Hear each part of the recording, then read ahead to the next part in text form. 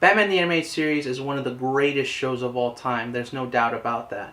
But despite the acclaim and accolades that this show's gotten, even being watched by today's youth 30 years later, there's a lot of episodes that aren't talked about. Episodes that I think are really good, but underrated because, well, there's 109 episodes.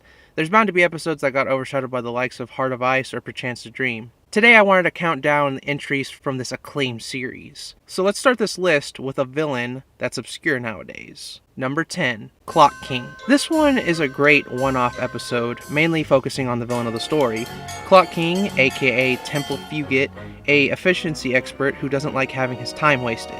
I respect that. And he's also someone who wants revenge. When you break it down, he took a chance by taking Hill's advice and doing something that he doesn't normally do on a schedule, and happened to lead him to losing his company.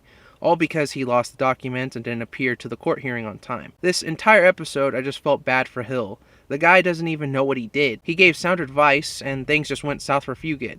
Now, while Fugit isn't exactly a formidable foe, physically speaking, he is an intellectual that can give Batman a run for his money, which Batman has to try to catch Fugit throughout while curbing obstacles that get in the way. Alan Ratchin's voice performance as Clock King is also another noteworthy aspect of this episode. He made him stand out. This is an example of a revamped version of a Silver Age villain that would have otherwise been thrown to the side and seen as unusable. But writer David Wise brought forth something quite memorable. It's about time. Number 9, Beware the Creeper. This episode is a fun one, and it's not just because Joker and Harley are in it, but because the Creeper is the main focus throughout. With a altered origin and less twisted take on the character, the Creeper, who used to be a news reporter, Jack Ryder, got a dose of laughing gas and then took a dip in the same chemicals as Joker, all before being flushed. The Creeper is so entertaining to watch, and a presence I wish we got more of in the DCAU. Nearly every line of dialogue he utters is quotable, and he's one of the few characters in the entire DCAU that was never intimidated by the Joker. There's a short list of guys that aren't fazed by Joker, and the Creeper is on that list. Jeff Bennett was a perfect cast as the Creeper and delivers his A-game in this voice performance, even right down to the maniacal laugh that the Creeper is known for in the comics. Breaking news! And if you broke it, you have to pay for it. And now the weather. Partly gaga with a 50% chance of schizophrenia. Feeling pretty good. For a dead guy. Cash or plastic? Plastic.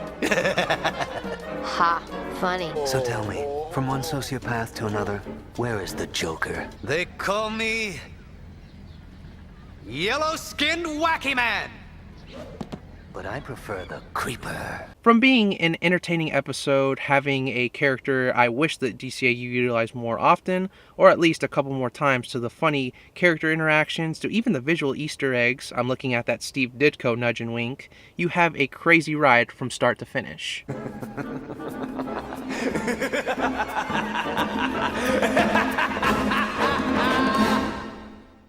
Number 8, A Bullet for Bullock.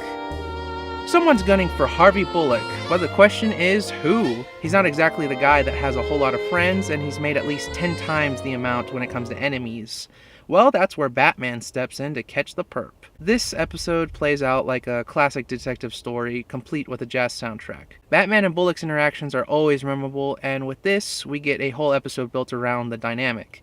It's a straightforward episode throughout up until the end.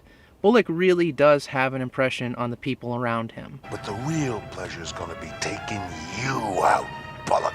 Number 7, The Underdwellers.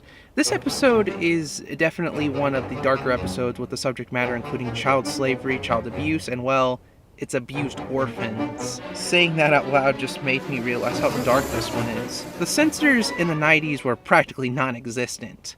Nevertheless, this one is a great episode. A series of petty robberies gets the attention of Batman, who stakes out Gotham in an attempt to catch a glimpse of said robberies, which leads him to the sewers and then Frog, a child much like the other Underdwellers, that has never seen sunlight and doesn't talk. He stays silent.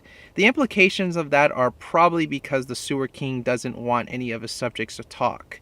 This despicable character is easily one of the evilest foes Batman has ever crossed paths with, so much to the point that I'm sure the final words Batman utters to the Sewer King instilled fear in him. I'm sure the guys in prison had a field day with him because he's never seen or heard of after this episode.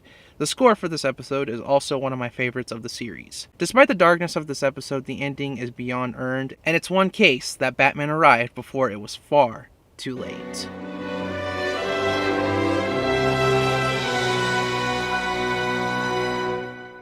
Number 6. The Strange Secret of Bruce Wayne. This is the only appearance Hugo Strange has, but it makes for a memorable enough appearance as he seemingly discovers that Bruce Wayne is indeed Batman during an intense therapy session, which has his secret auctioned off to familiar foes in a hilarious way. The entertainment value on this episode is pretty high, along with the stakes being quite high as well. The villain interactions are comedic gold. There's not too much more to say about this episode, it's just one you have to see for yourself. Get him! Number 5. Legends of the Dark Knight. This one is a love letter to both the Silver Age and Modern Age of Batman, as a group of kids discuss and speculate what Batman's like, with each having their own take. One thinks that Batman is much like one of his villains, Man-Bat. Matt interprets, or as told by his uncle, that Batman is much like one of Bill Finger and Dick Sprang's works. The Carrie Kelly-looking girl thinks Batman is like his counterpart from Frank Miller's The Dark Knight Returns. Seeing each kid's perspective is neat, and hearing them bounce off one another between segments is entertaining as they give their critiques throughout. It's nice seeing direct adaptations of scenes from both Silver Age and Modern Age adapted to screen. Not just mimicking the feel, but also the look and potentially the voices that the reader would hear when these comics came out. It's also nice to see from a child's perspective of what they think of Gotham's Dark Knight. Also, to see Bill Finger get credit, even back then, we all miss you, Bill. Well done, old chum. Number 4.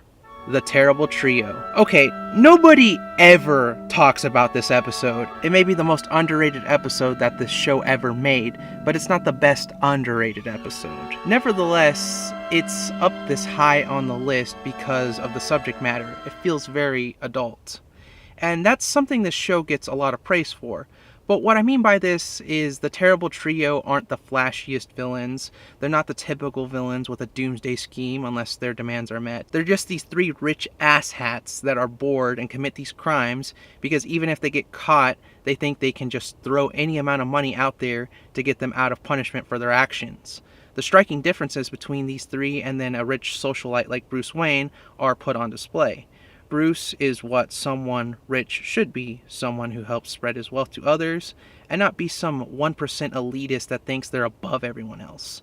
Those 3 are just that. They think they're above it all and love the danger and bragging rights of their accomplishments. They're the rich elitists that you love to hate. The score is yet another one that's ingrained in my memory. It's haunting. It signifies potential consequences. It's the ending that they deserved, as well as a cautionary tale of no one being above it all in the end.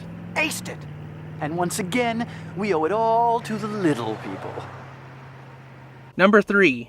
Read My Lips. A twisted psychological showcase is put on display in this one, and not only that, but it plays out like a classic mafioso caper. The suits, the fedoras, the lingo, and the jazz music. This one's got all the mafia hallmarks. I love it. This is also the debut episode of The Ventriloquist and Mr. Scarface, a villainous duo that needs severe psychological therapy, as Arnold Wesker and Scarface both inhabit the same body, and yet neither is aware of this. This leads to Mr. Scarface belittling Arnold, going as far as calling him the dummy. Mr. Scarface calls the shots while Wesker does as he's told. It's weird watching the interactions between these two because they have no self-awareness, and secondly, even though Mr. Scarface treats Arnold bad, he's still the most loyal of the gang to him. The score is as classy as it gets, with jazz tunes reflecting the timeless mafioso aesthetic. The movement on Mr. Scarface is also a very nice touch, as he's more animated here.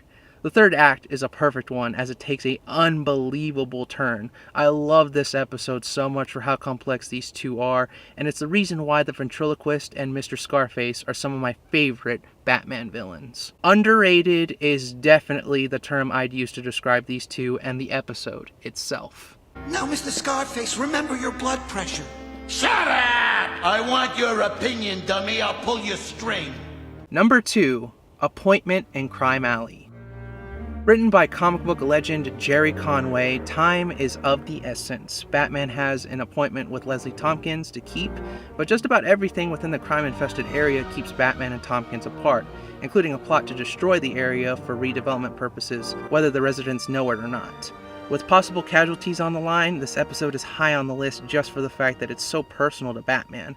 Tompkins is in danger, he wants to keep his appointment with her in Crime Alley, Gotham residents are in danger, and of course, it being the anniversary of the Wayne's death. There's a lot that happens in this episode, with Batman being tested to his links while having a race against time. Ed Asner has a great voice performance as main antagonist Roland Daggett, and the speech of forward progress that Daggett gives near the end of the episode has stuck with me ever since I was a kid. This episode is somewhat frantic throughout, and it has one of the more heartfelt endings of any episode of Batman the Animated Series. It's time we decide where we stand. Are we for progress or against it? For the future or for the past? And now with all those listed, it's time to list off the honorable mentions that were this close to making the cut. It's never too late. Like the title says, it's never too late, and in this case, it's never too late to forgive yourself.